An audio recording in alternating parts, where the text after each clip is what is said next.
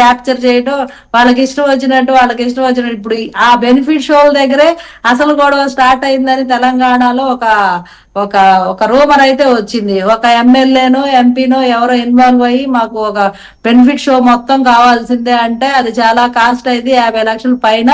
So కనీసం snacks కైనా cinema theatre rent అయినా కట్టుకోండి, మిగతా సినిమాకి మేమేం వసూలు చేయమని చెప్పినా కూడా అలా మీరు ఇంత డబ్బులు తీసుకుంటున్నారు కాబట్టి మాకు మొత్తం బెనిఫిట్ షోనే మాకు అప్పచెప్పాలి అని అడిగినట్లు వాళ్ళు సినిమా టీమ్ నో అని చెప్పడంతో అసలు కథ స్టార్ట్ అయింది అనేది ఒక ఇందాక ఫైనల్ గా మహారాష్ట్ర గురించి మాట్లాడారు.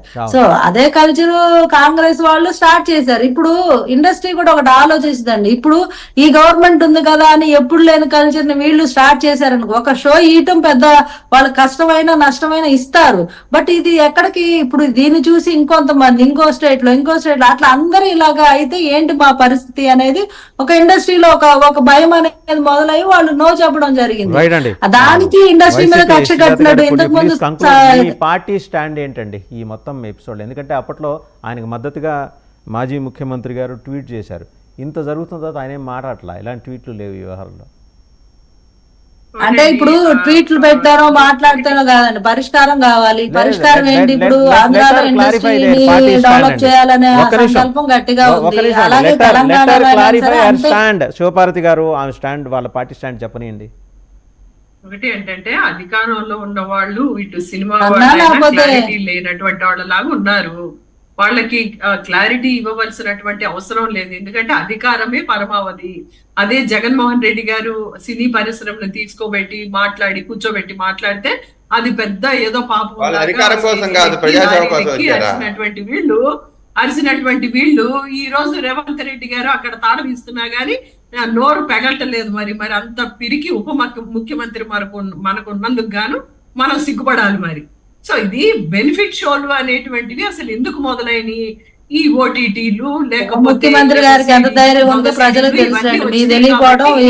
సినిమాకి సంబంధించినటువంటి బిజినెస్ ఏ సినిమాకైనా వారం రోజులు మాత్రమే అనేది ఒక లైన్ లా పెట్టుకున్నారండి. ఒక లిమిటేషన్ లాగా ఉంది వాళ్ళకి.